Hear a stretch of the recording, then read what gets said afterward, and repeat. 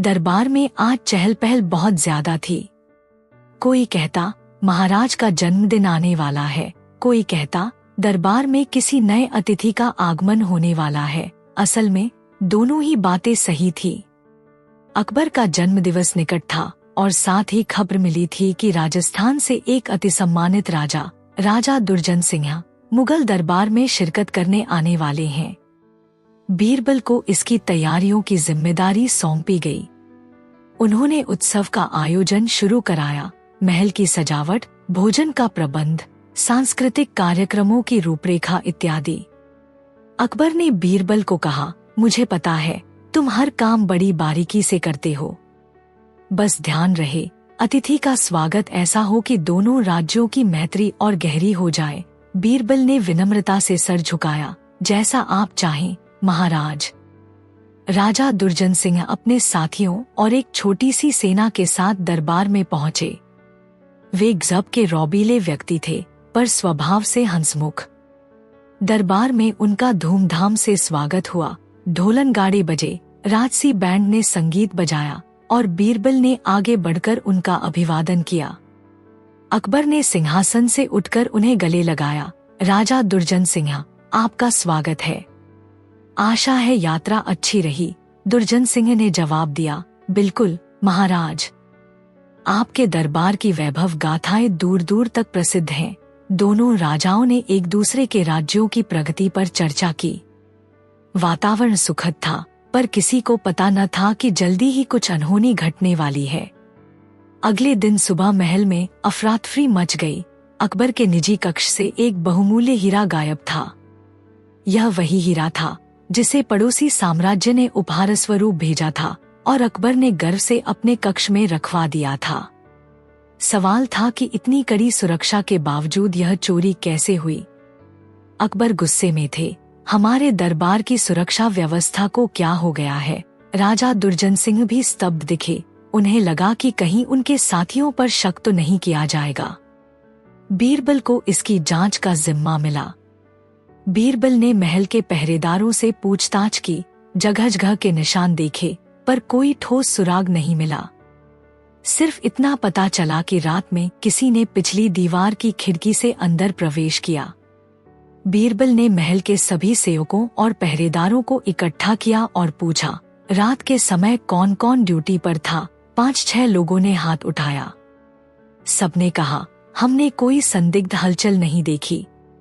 चूंकि राजा दुर्जन सिंह और उनका समूह अभी मेहमान थे, दरबार के कुछ लोगों में यह भी अफवाह उठने लगी कि शायद उनके साथियों में से किसी ने चोरी की हो। लेकिन बीरबल किसी निष्कर्ष पर पहुंचने से पहले पूरे सबूत इकट्ठे करना चाहते थे।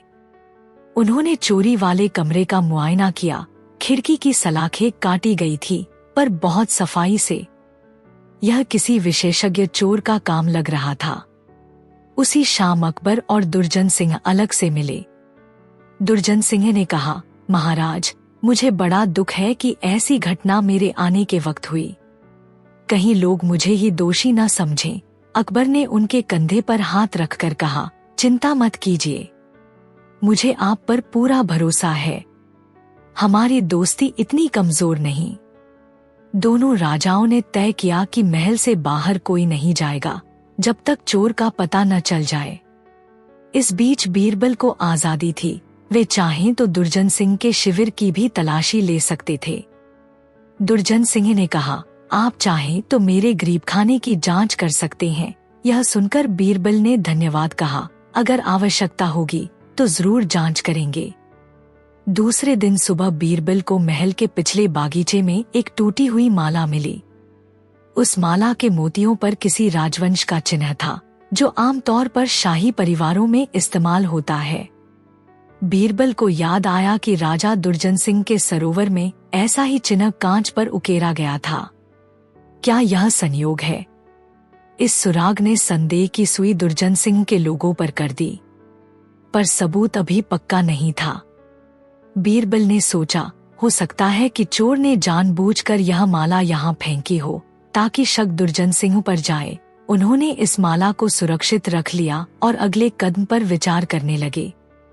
मुगल दरबार में कुछ ईर्ष्यालु दरबारी हमेशा प्रयास में रहते थे कि बीरबल को नीचा दिखाया जाए।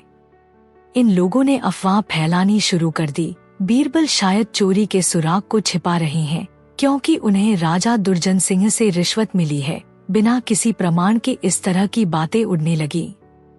अकबर को इसकी भनक लगी तो उन्होंने सख्त लहजे में कहा, बीरबल जैसा ईमानदार व्यक्ति पर झूठे आरोप मैं किसी हालत में सहन नहीं करूंगा। अगर सच में कोई गड़बड़ी दिखे तब कहें, वरना मुंह बंद रखें। इसके बाद वे बीरबल के पास आए और कहा, इन अफवाहों पर ध्यान मत दो, मुझे तुम पर पूरा भरोसा है। चोरी की जांच के बीच बीरबल को एक गुमनाम पत्र मिला जिसमें लिखा था, हीरे का रास्ता अंततः उसी के पास जाता है जिसने उसे उपहार दिया। बीरबल हैरान हुए। वह हीरा अकबर को उपहार स्वरूप किसी अन्य साम्राज्य से आया था, तो क्या मतलब कि वह वापस उसी के पास चला जाएगा? यह पत्र किसने भेजा? कहीं दुर्जन सिंह का हाथ तो नहीं? या कोई तीसरा व्यक्ति है जो आग में घी डालना चाहता है? बीरबल ने पत्र को ध्यान से पढ़ा और सोचा, संभव है कि असली चोर वह हो जो चाहता है कि हम दुर्जन सिंह या किसी अन्य राजा पर शक करें, इसलिए यह पत्र लिखकर भ्रम फैला रहा है। बीरबल ने मनोवैज्ञानिक चाल चली। उन्होंने एक बैठक में महल के तमाम अधिकारियों, सुरक्षा कर्मियों और दुर्जन सिंह सहित उनके प्रमुख साथियों को बुलाया। उन्होंने सबके सामने एक कलम रखी और कहा, यह कलम जादुई है। जिसने हीरा चुराया है उसके हाथ से कलम इस्तेमाल करते ही स्याही बदल जाएगी और कलम काला धुआं छोड़ देगी। सब हैरान हुए। बारी बारी सबको एक दस्तावेज पर हस्ताक्षर करने को कहा गया। कुछ देर बाद कागज पर सभी के हस्ताक्षर मिल गए, लेकिन कलम ने कहीं भी काला धुआं नहीं छोड़ा। दरअसल कलम साधारण ही थी, मगर डर की वजह से असली चोर हस्ताक्षर करने में कोई चाल चल सकता था। बाद में बीरबल ने सबके हस्ताक्षर देखे। कई लोगों के हस्ताक्षर अजीब तरीके से कांपते हुए बने थे, मगर कोई निर्णायक सुराग नहीं मिला। फिर भी बीरबल के मन में कुछ संदेह के बीज जरूर पड़े। इसी दौरान कुछ दरबारियों को लगा कि माला का सुराग मजबूत है। उन्होंने राजा दुर्जन सिंह के खिलाफ अकबर को भड़काना शुरू किया। महाराज, उस माला का निशान साफ था। जाहिर है चोर उन्हीं के दल से है। अकबर यह सुनकर असमंजस में पड़ गए, पर बीरबल ने समझाया, महाराज, संभव है यह सुराग नकली हो। हमने अभी तक दुर्जन सिंह के लगभग सभी साथियों से पूछताछ की, किसी के पास वैसी माला नहीं मिली। अकबर फिर दुविधा में थे। राजा दुर्जन सिंह को भी अपने सम्मान की चिंता थी। उन्होंने अकबर से कहा, यदि आप मुझे संदेह से परे साबित करना चाहते हैं तो मैं अपना सामान दिखाने को तैयार हूँ। मगर बीरबल को लगा कि यह सब महज चोर का भ्रमाजाल हो सकता है। उसी समय दरबार में एक नया कलाकार आया, चित्रकार बिहारी लाल। वह प्रसिद्ध था कि इंसान का चेहरा देखकर उसकी मनोदशा को भांप लेता है और वैसा ही चित्र बनाता है। अकबर ने मजाक में कहा, क्या तुम चोर का चेहरा भी पहचान सकते हो? बिहारी लाल ने मुस्कुराकर कहा, अगर मुझे उसके साथ कुछ देर रहने का मौका मिले तो शायद पहचान लूं। बीरबल ने सोचा, यह दिलचस्प हो सकता है। उन्होंने बिहारी लाल को महल के विभिन्न लोगों से मिलवाया, सुरक्षाकर्मी, सेवक, दुर्जन सिंह के साथी, ईर्ष्यालु दरबारी, सबसे। बिहारी लाल चुपचाप सबसे बातें करता, चेहरे पढ़ता। 2 दिन बाद वह बोला, मैंने एक चेहरा बनाया है, पर अभी इसे गोपनीय रखना होगा। बीरबल को कौतूहल हुआ, क्या तुम्हें कुछ शक है? बिहारी लाल ने सिर हिलाकर कहा, शायद। बीरबल को यह संदेह होने लगा कि यह केवल चोरी नहीं, कोई बड़ा षड्यंत्र है। कहीं किसी दुश्मन ने जानबूझकर ऐसा प्लान किया हो जिससे मुगल दरबार और राजा दुर्जन सिंह के बीच दरार पड़ जाए। अगर यह सच है तो चोरी महज एक बहाना है। उन्होंने अकबर को बताया, महाराज, मुझे लगता है हमें पश्चिमी प्रांतों या कहीं दूर से आए किसी शत्रु का हाथ होने की संभावना को भी खंगालना चाहिए। वह चुपचाप महल में घुसा, माला का सुराग छोड़ गया और राजाओं को लड़ाना चाहता है, अकबर ने कहा, तो फिर तुम क्या सुझाव देते हो? बीरबल ने कहा, हम दुर्जन सिंह को साफ करें कि हमें उन पर शक नहीं। साथ ही महल के बाहर तलाशी बढ़ाएं, व्यापारी सैनिक सबकी गतिविधि जांची जाए। अकबर मान गए। बीरबल अपनी चिरपरिचित शैली में भेष बदलकर रात को महल के आसपास के बाजारों में घूमने लगे। उन्होंने व्यापारी, पियक्कड़ों, सिपाहियों से गुप्त बातचीत की। चोरी को लेकर क्या सुन रहे हो? कुछ लोगों ने कहा, कोई अजनबी दिखा था कुछ दिन पहले जो महल के चक्कर काटता नजर आया। किसी ने कहा, शायद वह एक कश्मीरी व्यापारी था, पर असल में वह व्यापारी जैसा नहीं लगा। बीरबल ने सुराग बटोर लिया, एक संदिग्ध कश्मीरी व्यापारी। अगली सुबह उन्होंने महल के सब द्वारपालों से पूछताछ की। पता चला, हाँ, 2-3 दिन पहले एक व्यक्ति कश्मीरी शॉल बेचने के बहाने महल के पीछे घूमता दिखा था, पर फिर गायब हो गया। बिहारीलाल ने बीरबल को बुलाकर कहा, मैंने एक संदिग्ध व्यक्ति का रेखाचित्र तैयार किया है। इसका चेहरा मैंने महल में घूम रहे लोगों में से एक के मनोभावों से प्रेरित होकर बनाया। चित्र देखने पर बीरबल चौंक गए। वह चेहरा कति दुर्जन सिंह के साथियों से मिलता जुलता नहीं था, बल्कि एक विचित्र शक्ल थी, जिसकी नाक ऊंची, आंखें थोड़ी तिरछी और दाढ़ी फैली हुई थी। बीरबल ने पूछा, यह व्यक्ति दरबार में था? बिहारीलाल बोला, असल में मैंने इस चेहरे की झलक कुछ लोगों की निगाहों में देखी, जैसे वो किसी और के इशारे पर काम करते हों या डरते हों। यह बात गूढ़ थी, पर कहीं न कहीं कश्मीरी व्यापारी का सुराग और यह चित्र आपस में मेल खाता था, खासकर तिरछी आंखों वाली दाढ़ी का जिक्र।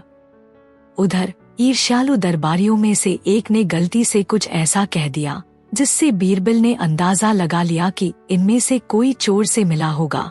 वह दरबारी बोला, अरे, हमें क्या पता था कि कश्मीर से शॉल लाने वाला आदमी इतना चालाक निकलेगा। बीरबल ने तुरंत उसे पकड़ा। कब मिली तुम उससे? वह बगले झांकने लगा। थोड़ी कड़ी पूछताछ में उसने उगल दिया कि चोरी से कुछ दिन पहले उस व्यापारी से उसकी मुलाकात हुई थी और उसने कहा था, यदि तुम महल के पिछले द्वार के पहरेदार से मुझे जाने का बंदोबस्त करा दो तो तुम्हें अच्छा इनाम मिलेगा। इसका मतलब यह दरबारी लालच में आकर चोर की मदद कर रहा था। बीरबल को सारी तस्वीर समझ आने लगी। चोर ने दुर्जन सिंह को फंसाने के लिए उनकी माला चुराई या खुद ही बनवाई और महल में अफवाहें फैलाईं। बीरबल ने उसी दरबारी को सामने रखकर द्वारपाल से पूछताछ की तो खुलासा हुआ कि द्वारपाल ने उस शॉल व्यापारी को महल के पिछवाड़े आने दिया था, क्योंकि दरबारी का आदेश था। बीरबल ने दोनों को गिरफ्तार कर लिया। अब उन्हें सिर्फ असल चोर को पकड़ना था। दरबारी ने डरते डरते बताया कि उसने मुझे कहा था कि वह एक रात में अपना काम कर जाएगा और फिर मुझे सोने के सिक्के देगा, पर उसने नाम नहीं बताया। अपने आप को जफर खान कहता था। बीरबल ने अकबर को सारी बात बताई। अकबर ने कहा, आखिर वह कहाँ गया?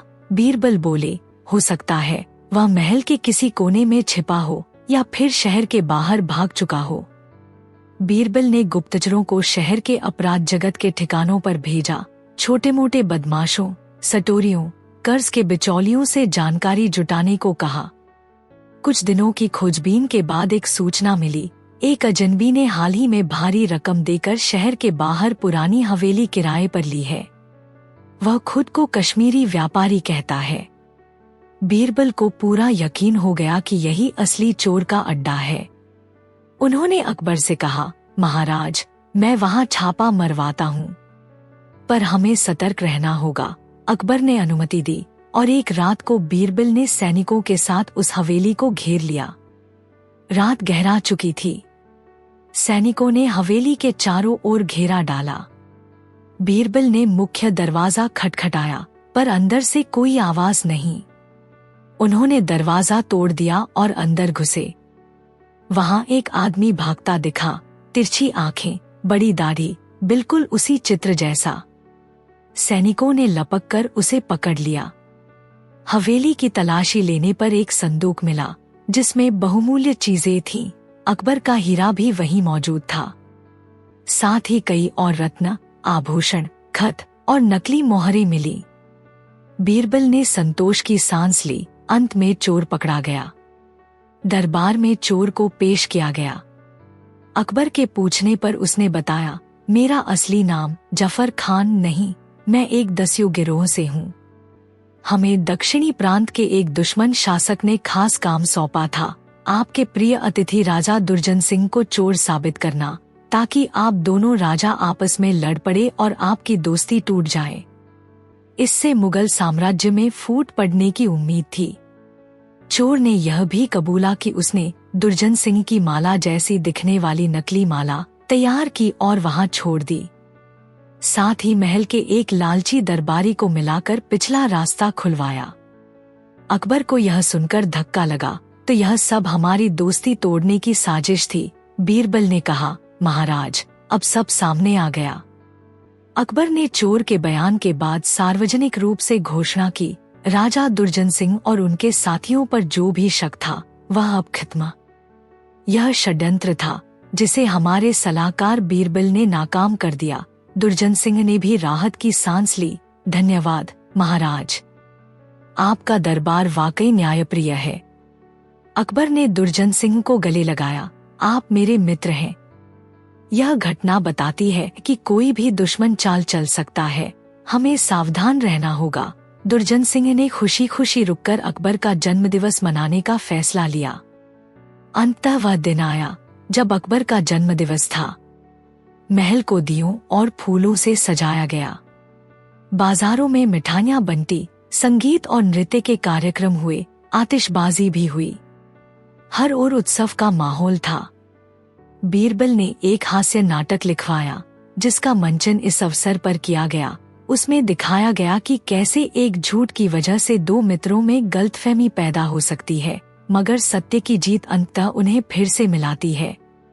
दरबारी ठहाके लगाते रहे और अकबर ने कहा, यह नाटक हमारी असली कहानी से मिलता जुलता है। सबने तालियां बजाईं। अकबर ने दरबारियों व मेहमानों को संबोधित करते हुए कहा, इस चोरी की घटना ने हमें सजग किया है कि शत्रु हमारी दोस्तियों को तोड़ना चाहता है। मुझे गर्व है कि हमारे सलाहकार बीरबल ने अपनी चतुराई से यह षड्यंत्र विफल किया। मैं उन्हें इस अवसर पर कीर्ति रत्न उपाधि से सम्मानित करता हूँ। सारे दरबारियों ने तालियां बजाईं। ईर्ष्यालु दरबारियों के लिए यह दिन और भी कड़वा साबित हुआ, क्योंकि बीरबल की प्रतिष्ठा बढ़ गई थी। परंतु अब वे लोग चुप रहने में ही भलाई समझ रहे थे। शहर के लोगों को भी पता चला कि महाराज का हीरा वापस मिल गया है और किसी निर्दोष राजा पर दोष न लगकर असली चोर पकड़ा गया है। प्रजा में विश्वास बढ़ा कि हमारे दरबार में झूठ ज्यादा दिनों तक टिक नहीं सकता। अकबर और बीरबल की जोड़ी बड़ी मजबूत है। बाजारों में लोग पुरानी अफवाहों पर हंसी उड़ाने लगे। कुछ दिन पहले तो कहते थे कि दुर्जन सिंह चोर है, अब क्या कहेंगे। इस तरह लोगों में एक सकारात्मक संदेश गया कि मुगल दरबार सच्चाई तक जरूर पहुंचता है। चित्रकार बिहारी लाल ने जिस अनोखे तरीके से चेहरों के मनोभावों से सुराग जुटाने की कोशिश की थी, उसकी भी सराहना हुई। अकबर ने उसे राजचित्रकार का दर्जा देने की घोषणा की। बीरबल ने कहा, बिहारी लाल जी, आपका अंतर्दृष्टि कौशल कमाल का है। बिहारी लाल ने मुस्कुराकर धन्यवाद कहा, मैंने बस लोगों के हाव भाव से अंदाजा लगाया, असल खोज तो आपने की बीरबल जी। चोर की गिरफ्तारी के बाद उसे और उसके गिरोह के लोगों से पूछताछ की गई, जिसमें खुलासा हुआ कि दक्षिणी प्रांत के एक राजा भोजराज ने ही इन्हें भेजा था ताकि अकबर और दुर्जन सिंह की मित्रता टूटे और कई राज्यों में फूट पड़े। भोजराज मुगल साम्राज्य का विरोधी था और वह मनमाने तरीके से नए षड्यंत्र रचता रहता था। अकबर ने कहा, हमें कूटनीतिक तौर पर यह बात दूसरे मित्र राज्यों को बतानी चाहिए ताकि सब सावधान रहें। बीरबल ने पत्र लिखवाए, संदेशटाओं को भेजा और इस चालबाजी के बारे में मित्र राज्यों को आगाह कर दिया गया। इस घटना के बाद अकबर ने अपने राज्य की सुरक्षा व्यवस्था पर पुनर्विचार किया। उन्होंने गुप्तचरों की नियुक्ति बढ़ाई, सीमाओं की चौकसी पुख्ता की और मित्र राज्यों के साथ खुफिया सूचनाएं साझा करने की एक प्रणाली बनाई। बीरबल ने सलाह दी, महाराज, एक स्थायी अंतर्राज्यीय परिषद का गठन भी कर सकते हैं, जिसमें मित्र राज्य समय समय पर मिलकर चुनौतियों पर बात करें। अकबर को यह विचार पसंद आया। वहीं राजा दुर्जन सिंह ने भी अपने राज्य में सुधार लागू करने शुरू किए। उन्होंने अधिकारियों को आदेश दिया कि हर अनजान आगंतुक पर नजर रखी जाए, खासकर उस क्षेत्र से आने वाले जहां भोजराज का प्रभाव है। उधर राजधानी में एक अलग तरह की समस्या उठ गई। भारी बारिश के कारण निचले इलाकों में बाढ़ सी स्थिति बन गई थी। फसलें डूबने का खतरा था और लोगों को रहने में भी दिक्कत हो रही थी। अकबर ने तत्काल राहत कार्य की घोषणा की, पर उन्हें समझ नहीं आ रहा था कि धन का प्रबंध कैसे हो, क्योंकि अलग अलग जगहों पर पहले ही बहुत खर्च हो रहा था। बीरबल ने सुझाया, महाराज, क्यों न हम दरबारियों से कुछ दान लेने का आग्रह करें, साथ ही व्यापारी वर्ग को भी निवेदन करें कि संकट के समय सहयोग करें। बाद में हम कर रियायत देकर उनकी भरपाई कर सकते हैं। यह प्रस्ताव मान लिया गया और जल्द ही काफी धन एकत्र हुआ, जिससे बाढ़ पीड़ित क्षेत्रों में मदद पहुंचाई गई। अकबर की प्रमुख बेगम रानी जोधा ने भी बाढ़ राहत के कार्यों में महत्वपूर्ण भूमिका निभाई। उन्होंने अपने आभूषणों का एक बड़ा हिस्सा दान कर दिया ताकि ज्यादा से ज्यादा मदद हो सके। उन्होंने महिलाओं के लिए अलग केंद्र खुलवाए, जहां वे बाढ़ से प्रभावित परिवारों को भोजन और वस्त्र उपलब्ध करवा सकें। बीरबल ने इस पहल की प्रशंसा की। रानी साहिबा का दिल बहुत बड़ा है। इस तरह की संवेदनशीलता से राज्य सचमुच आगे बढ़ता है। अकबर भी खुश हुए। यह राज्य हमारा परिवार है और हर व्यक्ति को परिवार का हिस्सा समझना चाहिए। अब राजा दुर्जन सिंह का प्रवास समाप्त होने को था। उन्होंने दरबार में सबको धन्यवाद कहा। आपके साथ बिताए ये दिन मैंने कभी सोचे न थे। चोरी का रहस्य, षड्यंत्रों का पर्दाफाश और फिर इतना भव्य उत्सव।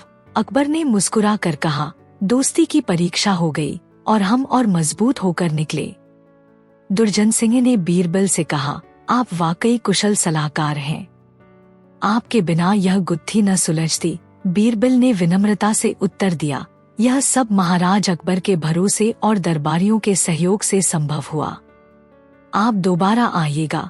दुर्जन सिंह अपने लश्कर समेत विदा हुए और दोनों राज्यों के बीच एक नया गहरा विश्वास कायम हुआ।